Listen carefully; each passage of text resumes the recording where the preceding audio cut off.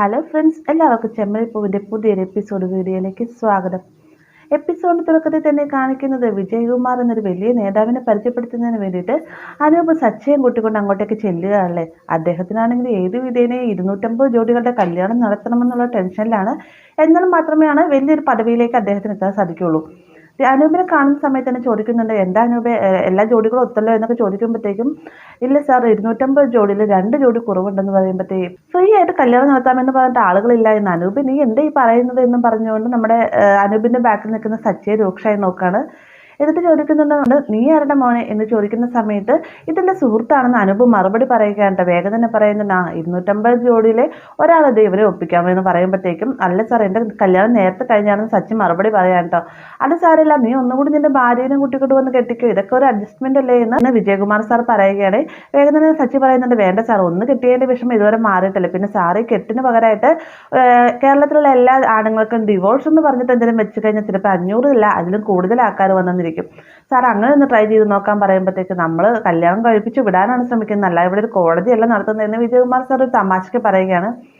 പിന്നീട് നമ്മുടെ അനൂപിനായിട്ട് ചോദിക്കുന്നുണ്ട്, എന്താ അനൂപ് എല്ലാ കാര്യങ്ങളും ഓക്കെ ആണല്ലോ അല്ലേ, നിന്നെ വിശ്വസിച്ചാണ് ഞാൻ എല്ലാ കാര്യങ്ങളും ഏൽപ്പിച്ചിരിക്കുന്നത്, പൂമാലയുടെ ഓർഡറും കാര്യങ്ങളൊക്കെയാണ് ചോദിക്കുന്ന സമയത്ത്, അത് പിന്നെ സാർ പൂമാലയുടെ ഓർഡർ കൊടുത്തിരിക്കുന്ന മണിക്കൂട്ടൻ അവന് 2 ദിവസമായിട്ട് കാണാനില്ല, അന്വേഷിച്ച സമയത്ത് അവൻ വേറൊരു പെണ്ണുമായിട്ട് ഒളിച്ചോടിപ്പോയി എന്നാണ് അറിഞ്ഞതെന്ന് പറയുമ്പോഴത്തേക്കും വിജയകുമാർ സാർ ദേഷ്യത്തോടുകൂടി തന്നെ ചോദിക്കുകയാണ്, എന്താ അനൂപ് നീ പറയുന്നത്, മണിക്കൂട്ടൻ ഇവിടെ ഇല്ല എന്നോ, നിന്റെ കെയർ ഓഫിലല്ലേ പൂമാല കെട്ടായിട്ട് ഏൽപ്പിച്ചത്, അവൻ ഏതൊരു പെണ്ണിന്റെ കൂടെ ഒളിച്ചോടിപ്പോയതിന്റെ കാരണം എന്തായിരുന്നു, നമ്മൾ ഇതുപോലെ ഒരു കതിർമണ്ഡപം നടത്തിയപ്പോൾ അവൻ ഇവിടെ നിന്ന് കെട്ടിയ പോരായിരുന്നോ, ഇനിയിപ്പോൾ 500 പൂമാലയുടെ ഓർഡർ എന്ത് ചെയ്യും, നീ എന്താ അവൻ പൂമാല കെട്ടിത്തരുമെന്നുള്ള വിശ്വാസത്തിലാണ് ഇരുന്നതെന്നൊക്കെ ചോദിച്ചുകൊണ്ട് നമ്മുടെ അനൂപിന്റെ ഷോൾഡറിനൊക്കെ ദേഷ്യത്തോടു തന്നെ കുത്തിപ്പിടിക്കുന്നുണ്ട്. ഈ ഒരു കാഴ്ച കാണുമ്പോഴത്തേക്കും നമ്മളെ സച്ചി ആകെ ഞെട്ടി നിൽക്കുക കേട്ടോ.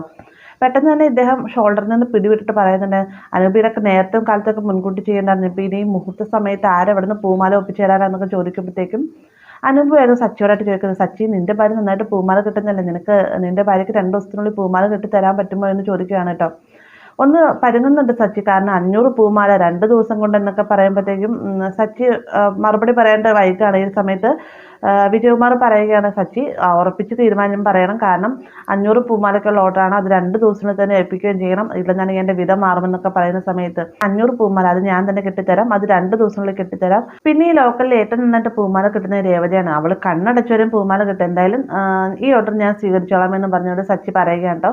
വേഗം തന്നെ വിജയകുമാർ സാർ 25,000 രൂപ എടുത്തുകൊണ്ടുവരായിട്ട് അനൂപിനോട് പറയുകയാണ്. 25,000 രൂപ സച്ചിയുടെ കയ്യിലേക്ക് കൊടുത്തിട്ട് പറയുകയാണ്, ഇത് അഡ്വാൻസ് ആണ്, ബാക്കി തുക നാളെ തന്നെ പൂമാലയായിട്ട് 9 മണിക്ക് എത്തുന്ന സമയത്ത് കയ്യിൽ തരാമെന്നൊക്കെ പറയുകയാണ്. ഇത്രയും വലിയൊരു പൂമാലയുടെ ഓർഡർ കിട്ടിയതുകൊണ്ട് സച്ചി ഭയങ്കര സന്തോഷത്തിലാണ് കേട്ടോ. സച്ചി അനൂപിന്റെ കൂടെ പുറത്തേക്ക് ഇറങ്ങുന്ന സമയത്ത് അനൂപിനോടായിട്ട് താങ്ക്സ് ഒക്കെ പറയുന്നുണ്ട്. പെട്ടെന്ന് തന്നെ അനൂപ് പറയുകയാണ്, താങ്ക്സ് ഒക്കെ അവിടെ നിൽക്കട്ടെ, 2ാമത്തെ ദിവസം പൂമാലയുമായിട്ട് കൃത്യം 9 മണിക്ക് തന്നെ വന്നില്ല എന്നാണ് വിജയകുമാർ സാറിന്റെ സംഭവം നീ കണ്ടല്ലോ, ആകെ പ്രശ്നമാവട്ടെ സച്ചി, നിന്നെ എന്നെ അദ്ദേഹം ബാക്കി വെച്ചേക്കില്ല എന്നൊക്കെ ഇങ്ങനെ അനൂപ് പ്രത്യേകം ഉറപ്പെടുത്തുകയാണ് കേട്ടോ. പിന്നീട് കാണിക്കുന്ന വളരെയധികം സന്തോഷത്തോടു കൂടിയിട്ടാണ് സച്ചി വീട്ടിലേക്ക് ഓടി ചെല്ലുന്നത്. ഈ ഒരു സമയത്ത് അപ്പുറ സൈഡിൽ നിന്ന് വരുന്ന രവിനെക്കെട്ട് ഒരു പതുക്കെ തട്ടൊക്കെ തട്ടുന്നുണ്ട്. രവി വീഴാൻ തുടങ്ങുന്ന സമയത്ത് സച്ചി തന്നെയായിട്ട് താങ്ങി നിർത്തുന്നത്. വേഗം തന്നെ നമ്മുടെ രവി ചോദിക്കുന്നു, നീ എന്തിനാ സൂപ്പർ ഫാസ്റ്റാണ് ഇത്രയധികം സ്പീഡിൽ ഓടി വരാനുള്ള കാരണം എന്നാണ് ചോദിക്കുന്ന സമയത്ത് അച്ഛൻ രേവതിയെ വിളിക്കുക എന്ന് പറയുകയാണ്. അതെന്താ നിനക്ക് രേവതിയെ വിളിച്ചാൽ കുഴപ്പമെന്ന് ചോദിക്കുമ്പോഴത്തേക്കും, അല്ല അച്ഛൻ ഞാനും രേവതിയും തമ്മിൽ ചെറിയൊരു പ്രശ്നമുണ്ട്, അച്ഛൻ തന്നെ രേവതി എന്ന് വിളിക്കാവോ എന്ന് ചോദിക്കുകയാണ് കേട്ടോ. അങ്ങനെ നമ്മുടെ രവി രേവതിനെ വിളിച്ച് വരുത്തുന്ന സമയത്ത്, അച്ഛ ഒരു പൂമാലയുടെ ഓർഡർ കിട്ടിയിട്ടുണ്ടെന്ന് പറയണമെന്ന് പറയുമ്പോഴത്തേക്കും, ഞാൻ രേവതിയോട് ഈ കാര്യം പറയണല്ലേ ചോദിക്കുമ്പോഴത്തേക്കും, അതേ അച്ഛാന്ന് സച്ചി മറുപടി പറയുകയാണ്. ഈ ഒരു ചോദ്യം അതേപോലെ തന്നെ നമ്മുടെ രവി രേവതിയോട് ചോദിക്കുന്ന സമയത്ത്, എത്ര പൂമാലയ്ക്കുള്ള ഓർഡറാണെന്ന് ചോദിക്കച്ചാ എന്ന് നമ്മുടെ രേവതി തിരിച്ച് രവിയോട് ചോദിക്കുക കേട്ടോ. രവിയോട് ചോദ്യം തിരിച്ച് നമ്മുടെ സച്ചിയോടും ചോദിക്കുന്നുണ്ട്. വേഗം തന്നെ സച്ചി പറയുകയാണ്, 500 പൂമാലയ്ക്കുള്ള ഓർഡറാണെന്ന് പറയുമ്പോഴത്തേക്ക് രവിയും രേവതി അതിശയത്തോട് ഇതിന് നോക്കി നിൽക്കുകയാണ് കേട്ടോ. അതേ അച്ഛൻ 500 പൂമാലയ്ക്കുള്ള ഓർഡറാണ്, ഈ ഒരു പൂമാലയ്ക്ക് എത്ര റേറ്റ് വരുന്നതെന്നൊന്ന് ചോദിക്കച്ചാ എന്ന് സച്ചി പറയുമ്പോഴത്തേക്കും, പൂമാലയ്ക്ക് ഓരോ വിശേഷം അനുസരിച്ച് മാറി മാറി വരും, കല്യാണത്തിന് വേറെ റേറ്റ് ആയിരിക്കും, വിശേഷ ദിവസങ്ങളിൽ വേറെ റേറ്റ് ആയിരിക്കും എന്നൊക്കെ രേവതി കണക്കുകൾ പറയുന്ന സമയത്ത്, അതൊന്നും ഇപ്പോൾ പറയണ്ട അച്ഛൻ, ഇപ്പോഴത്തെ റേറ്റ് ഇത്രയെന്ന് പറഞ്ഞാൽ മതി എന്ന് പറയുമ്പോഴത്തേക്കും ഏകദേശം 1000 രൂപയുടെ അടുത്ത് വരും അച്ഛൻ ഒരു പൂമാലയ്ക്ക്. പിന്നെ നമ്മൾ ഇത്ര ഓർഡർ കിട്ടിയതുകൊണ്ട് തന്നെ കുറച്ചൊക്കെ കൊടുക്കാമെന്നൊക്കെ രേവതി പറയാട്ടോ. അപ്പോൾ ഇവർ തമ്മിലുള്ള സംസാരം അങ്ങോട്ടും ഇങ്ങോട്ടും കൈമാറുന്നത് നമ്മുടെ രവിയാണ് കേട്ടോ. പിന്നീട് നമ്മുടെ സച്ചി പറയുകയാണ്, 500 പൂമാലയ്ക്കുള്ള ഓർഡറാണ്, അത് 2 ദിവസത്തിനുള്ളിൽ കൊടുക്കണമെന്ന് പറയുമ്പോഴത്തേക്കും, 2 ദിവസത്തിനുള്ളിൽ കൊടുക്കണമെന്ന് അച്ഛൻ ഇതെന്തേ ഇദ്ദേഹം ഈ പറയുന്നത്, ഒന്ന് ചോദിക്കച്ചേ, എങ്ങനെ ഞാനിത് കൊടുക്കുമെന്ന് ചോദിക്കച്ചാന്ന് നമ്മുടെ രേവതി പറയുകയാണ്. ഈ ഒരു ചോദ്യം നമ്മുടെ രവി സച്ചിയോട് ചോദിക്കുന്ന സമയത്ത് സച്ചി പറയുകയാണ്, അതൊന്നും എനിക്കറിയണ്ട, എൻ്റെ ഭാര്യ നന്നായിട്ട് പൂമാല കിട്ടുമെന്നാണ് ഞാൻ പറഞ്ഞത്. അപ്പോൾ അവളെന്തായാലും അവളെ കൊണ്ട് സാധിക്കുമെന്ന് വിചാരിച്ചാണ് ഞാൻ ഓർഡർ പിടിച്ചത്. ഇപ്പം അത് വേണ്ട എന്നാണെങ്കിൽ ഈ ഓർഡർ ഞാൻ ക്യാൻസൽ ചെയ്ത് പൈസ തിരികെ കൊടുത്തേക്കാമെന്ന് സച്ചി പറയുകയാണ്. ഇത് കേൾക്കുന്ന സമയത്ത് രേവതി പറയും, അത് വേണ്ട അച്ഛാ, ഓർഡർ ഞാൻ തന്നെ ചെയ്തോളാം. എന്തായാലും ഇത്രയും വലിയൊരു പൈസക്കുള്ള ഓർഡറല്ലേ. മാത്രമല്ല എനിക്ക് പൂക്കളൊക്കെ മേടിക്കാനായിട്ട് പോയിട്ട് ഒരു വണ്ടി വേണം. ഇതുകൂടാതെ പൂമാല കെട്ടാൻ ദേവും പിന്നെ എനിക്ക് അറിയാവുന്ന 2-3 ചേച്ചിമാരെ ഞാൻ ഈ വീട്ടിലേക്ക് വിളിച്ചു വരുത്തും. അവർക്കെല്ലാം തന്നെ ശമ്പളമായിട്ട് കുറച്ച് തുകയെ കൊടുക്കണമെന്നൊക്കെ നമ്മുടെ രേവതി പറയുന്ന സമയത്ത് സച്ചിൻ സമ്മതിക്കാൻ കേട്ടോ. ഇതേ സമയം തന്നെ നമ്മുടെ രവി പറയുകയാണ്, എന്തായാലും പറയാനുള്ള രണ്ടുപേരും അങ്ങോട്ടും ഇങ്ങോട്ടും പറഞ്ഞു നിർത്തല്ലോ, ഇനി എനിക്ക് പോകാമല്ലോ എന്ന് പറയുമ്പോഴത്തേക്ക് പൊക്കോ അച്ഛായെന്ന് നമ്മുടെ സച്ചി മറുപടി പറയുകയാണ്. അതിനുശേഷം നമ്മുടെ രേവതിയും സച്ചിനും കൂടി പരസ്പരം മിണ്ടണമെന്നുണ്ടെങ്കിലും ഈ ഇടയ്ക്കുള്ള ഒരു പിണക്കം കാരണം രണ്ടുപേർക്കും പരസ്പരം മിണ്ടാൻ സാധിക്കുന്നില്ല. അങ്ങോട്ടും ഇങ്ങോട്ടും ഒരു കള്ളനോട്ടം നോക്കുകയാണ് കേട്ടോ. ഇതേ സമയം തന്നെ നമ്മുടെ ശ്രുതിയുടെ പിറകെ നടക്കുകയാണ്. ഏത് വിധേന കാനഡയ്ക്ക് പോകണം, അച്ഛനുമായിട്ട് സംസാരിക്കണം, 14 ലക്ഷം രൂപ മേടിക്കണം എന്നൊക്കെ പറയുന്ന സമയത്ത് ശ്രുതിക്ക് നാണില്ലേ ശ്രുതി ഇങ്ങനെയൊക്കെ സംസാരിക്കാനായിട്ട്. അയൽവക്കത്തെ കറി തിളയ്ക്കുന്ന നേരത്ത് ശ്രുതി ഇതിനെ വെച്ചിരിക്കുന്നത്, ശ്രുതിക്ക് ആവശ്യമുള്ള ഭക്ഷണം വീട്ടിൽ നിന്ന് കഴിച്ചാൽ പോരെ എന്ന് ചോദിക്കുമ്പോഴത്തേക്കും ശ്രുതിനോട് എന്ത് പറഞ്ഞിട്ട് കാര്യമില്ല, എന്ത് പറഞ്ഞാലും ശ്രുതിക്ക് മനസ്സിലാവില്ല. ശ്രുതി പുറത്തു പോയി ജോലി ചെയ്താൽ ഞാൻ ഇവിടെയല്ലേ ജോലി ചെയ്യുന്നത്, നമ്മൾ രണ്ടുപേരും രണ്ട് സ്ഥലത്ത് ജീവിച്ച് നമുക്ക് എങ്ങനെ നല്ലൊരു കുടുംബജീവൻ നയിക്കാനാവും, അതൊക്കെ ഒന്ന് ശ്രുതി ചിന്തിച്ചിട്ടുണ്ട് എന്നൊക്കെ പറയുമ്പോഴത്തേക്കും അതാണ് നിന്റെ പ്രശ്നം. എന്നാൽ കാര്യം ചെയ്ത് 14 ലക്ഷം രൂപയുടെ കൂടെ 1 ലക്ഷം രൂപയും കൂടി നീ നിന്റെ അച്ഛനോട് വയ്ക്കുക, അപ്പോൾ റൗണ്ട് ആയല്ലോ. എൻ്റെ 15 ലക്ഷം രൂപയ്ക്ക് നമുക്ക് ഇവിടെ എന്തെങ്കിലും ബിസിനസ് തുടങ്ങാം, അതാവുമ്പോൾ ഞാൻ അങ്ങോട്ട് പോകുന്നില്ല, നിനക്ക് എന്നെ ഡെയിലി കാണുകയും ചെയ്യാമെന്നൊക്കെ പറയുമ്പോഴത്തേക്കും ശ്രുതി എന്നെ ദേഷ്യം പിടിപ്പിക്കരുത് കേട്ടോ, ശ്രുതിക്ക് പൈസയുടെ വില എന്താണെന്നറിയില്ല, ആദ്യം ശ്രുതി ഒരു മാസമെങ്കിലും തികച്ച് ജോലിക്ക് നിന്ന് കാണിക്കുമെന്ന് പറയുമ്പോഴത്തേക്കും ശ്രുതി പറയുകയാണ്, നീ എന്താ എനിക്ക് ബിസിനസ് നടത്താൻ അറിയില്ല എന്നാണ് പറഞ്ഞു വരുന്നതെന്ന് ചോദിക്കുകയാണ് കേട്ടോ ശ്രുതി. അതേ എന്ന് നമ്മുടെ ശ്രുതി മറുപടി പറയുന്ന സമയത്ത്, ആര് പറഞ്ഞു എനിക്ക് ബിസിനസ് നടത്താൻ അറിയില്ല എന്ന്, എനിക്ക് നല്ല രീതിയിൽ തന്നെ ബിസിനസ് നടത്താൻ അറിയാം, എൻ്റെ ഇത്ര അധികം ക്വാളിഫിക്കേഷൻ ഉണ്ടെന്നൊക്കെ ശ്രുതി പറയുന്ന സമയത്ത് ഈ ക്വാളിഫിക്കേഷൻ മാത്രമേ ഉള്ളൂ ശ്രുതിക്ക് ഒരു ബിസിനസ് മര്യാദയ്ക്ക് കൊണ്ടു നടത്താനും അറിയില്ല, പൈസയുടെ വില എന്താണെന്ന് ശ്രുതിക്ക് അറിയില്ല. അതുകൊണ്ടാണല്ലോ നമ്മുടെ കല്യാണത്തിന് മുന്നേ അച്ഛന് കിട്ടിയ പെൻഷൻ തുക അതുപോലെ തന്നെ മറ്റൊരു പെണ്ണായിട്ട് മറിച്ച് കൊണ്ട് കൊടുത്തതെന്നൊക്കെ പറഞ്ഞതിന് ശേഷം ശ്രുതി ദേഷ്യപ്പെട്ട് അവിടെ നിന്ന് പോവാൻ കേട്ടോ. അപ്പൊ ശ്രുതിയുടെ വാക്കുകൾ വല്ലാതെ തന്നെ ശ്രുതിനെ വേദനിപ്പിക്കുന്നുണ്ട്. ശ്രുതി അവിടെ തന്നെ നിൽക്കുകയാണ് കേട്ടോ.